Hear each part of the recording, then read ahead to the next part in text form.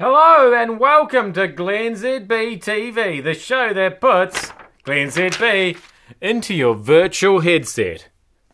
I'm bringing New Zealand to the world, to New Zealand, and here in New Zealand, something terrible's happened. It's breaking news. It's winter. Some people are saying this happens at this time of year every year. South Island farms are feeling the weight of heavy snow. Some have been sitting under a 10 centimetre blanket of snow since it started falling on Monday. A farmer called Chaz expects snow in winter, but he says it doesn't mean it's easy. He says it makes the farmland wet, muddy and slippery. So there you have it. That's the latest details we have from snow-covered farms, that that land will be wet, muddy and slippery because of the snow. Looks like God still hates sailing. Yet another America's Cup parade is happening. Presumably they're just going to keep having them in progressively smaller and smaller towns, until eventually there are more members of Team New Zealand than there are people in the town. Sounds like there was just about there was a bit of an imbalance yesterday at the Christchurch parade. Not a huge turnout. Anyway, officials in Dunedin are hoping... This is a bit like yesterday's story with Christchurch. Officials in Dunedin are hoping to press ahead with the city's turn to welcome the America's Cup. A final decision will be made in 53 minutes. Stand by, Dunedin. So the forecast for Dunedin today, I've got it here. That's it there. 7 degrees it might go up to in Dunedin if you're lucky. That's Celsius. And showers. 50% chance of precipitation there. 21k winds. Yeah. It's a shame really. Oh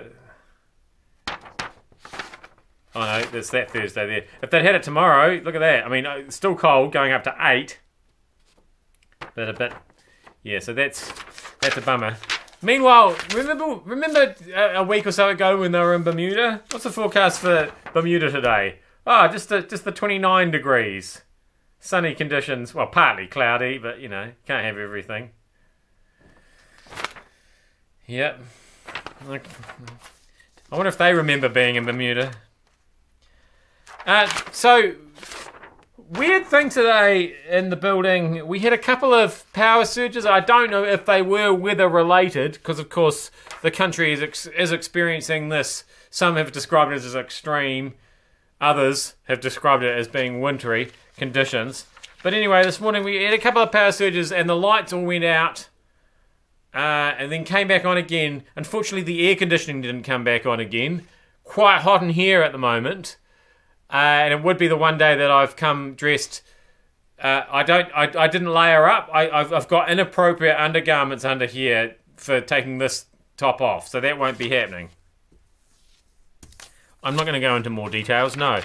But the other things that didn't come on, we've got 2 lots of lifts in this building, and in building B, the lifts never came back to life. I assume that's what this symbol means. Is that coming up? I'll hold that nice and close to the camera there.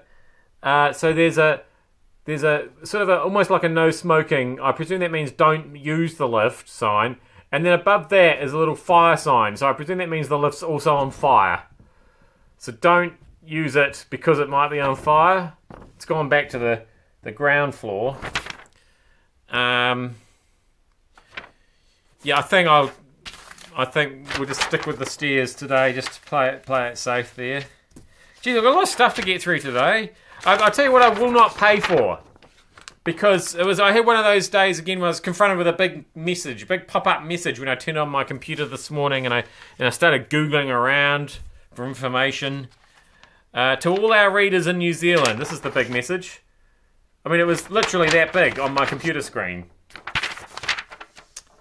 Today we ask you to help Wikipedia. When I made Wikipedia a non-profit, people warned me I'd regret it. Over a decade later, it's the only top 10 site run by a non-profit and a community of volunteers. Has it crossed my mind how much we could have made if it had had ads? Sure, but it wouldn't be the same. We wouldn't be able to trust it. Anyway, they're sustained by donations, apparently averaging about $15. Now's the time they ask. And this is the underlying part here. If everyone reading this gave $3, we could keep Wikipedia thriving for years to come. The trouble is, the only reason I was reading that in the first place is because I accidentally clicked on the link.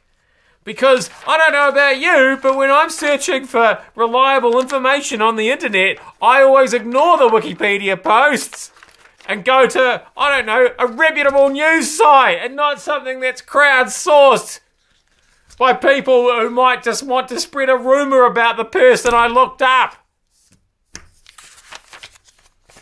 I will not be giving you my money. Pretend news site. And other things I can't trust are students. However, David Seymour, the leader of the ACT Party, doesn't feel the same way. He wants to let students borrow more money. Apparently, the weekly borrowing limit for students is currently set at $178.81. Why is it such a weird number? You can't even have a 1 cent anymore. Anyway, he says just because they borrow more money, they won't blow it all on beers. And we all know that just simply isn't true.